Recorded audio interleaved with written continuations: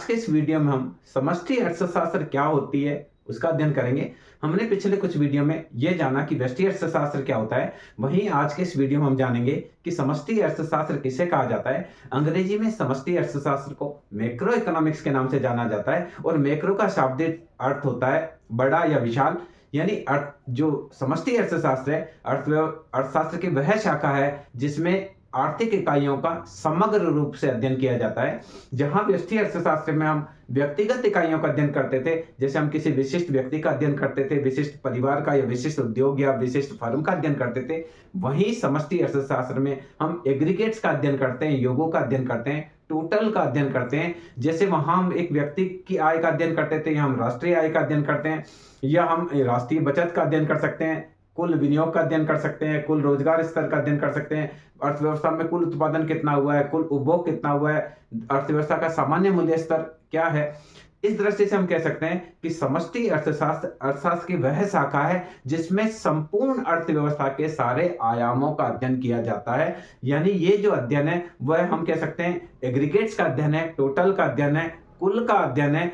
यहाँ व्यक्तिगत इकाइयों के स्थान पर संपूर्ण अर्थव्यवस्था का अध्ययन इसमें किया जाता है।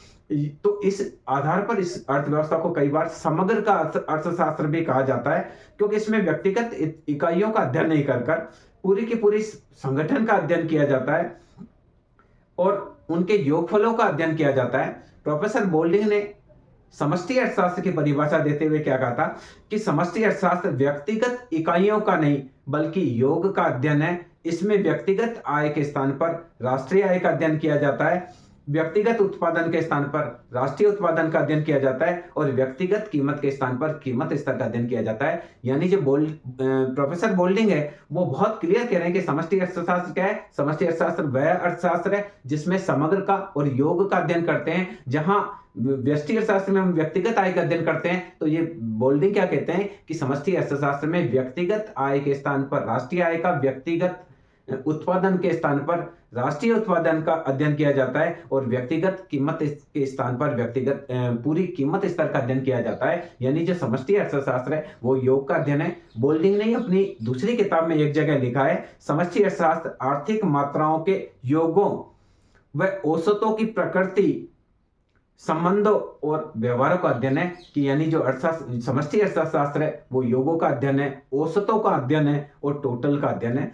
गार्डनर एकले नाम के जो इकोनॉमिस्ट हुए हैं, जिन्हें की समष्टि अर्थशास्त्र का एक बहुत बड़ा विद्वान और इनकी माना जाता है, और इनकी किताब जो लिखी गई है समष्टि अर्थशास्त्र वो बहुत फेमस है। वो क्या कहते हैं, समष्टि आर्थिक मुद्दों पर व्यापक रूप से विचार करता है। इसका संबंध आर्थिक जीवन के संपूर्ण पहलुओं या आयामों से है, या आर्थिक अनुभव के हाथी के व्यक्तिगत अंगों के कार्य संचालन, आकार व पहचान की अपेक्षा यह कुल आकार, शक्ल और संचालन का अध्ययन करता है। यानी ये कह रहा है कि ये हाथी के व्यक्तिगत अंगों का अध्ययन नहीं है, वरन ये पूरे के पूरे हाथी का अध्ययन है। एक बहुत रोचक कथा भी प्रचलित है कि चार अंधे हाथी का ऑब्जर्वेशन करने गए। किसी ने उसके पैर पर हाथ लगाकर देखा तो उसने बोला कि हाथी तो खंबे की तरह होता है। किसी ने पेट पर हाथ लगाकर देखा तो उसने बोला कि हाथी तो पहाड़ की तरह होता है। किसी ने पूंछ पर हाथ लगाकर ऑब्जर्व किया तो उसने कहा हाथी तो रस्सी की तरह होता है। किसी ने कान पर हाथ लगाकर देखा तो उसने बोला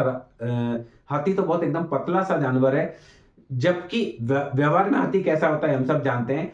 इसी दृष्टि से गार्डनर एकले कहते हैं कि ये हाथी के व्यक्तिगत अंग और संचालन का अध्ययन नहीं होकर संपूर्ण हाथी का अध्ययन है। कहने का तात्पर्य यह है कि जो समष्टि अर्थशास्त्र है वो पूरी की पूरी अर्थव्यवस्था का अध्ययन है। दूसरे रोचक उदाहरण में उन्होंने कहा कि समष्टि अर्थशास्त्र पूरे जंगल का अध्ययन है, न कि एक पेड़ का अध्ययन है।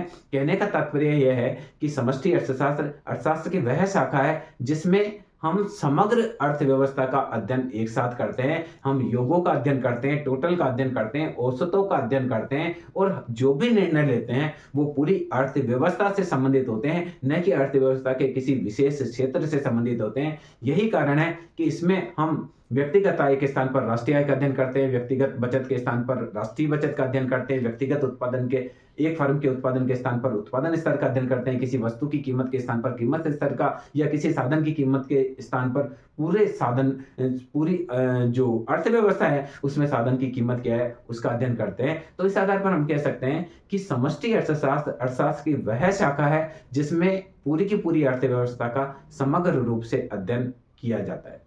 मैं समझता हूं इस वीडियो के माध्यम से आप समझ पाए होंगे कि समष्टि अर्थशास्त्र क्या है, यानी ये अर्थशास्त्र की वह शाखा है जिसमें पूरी अर्थव्यवस्था का एक साथ में अध्ययन किया जाता है। धन्यवाद।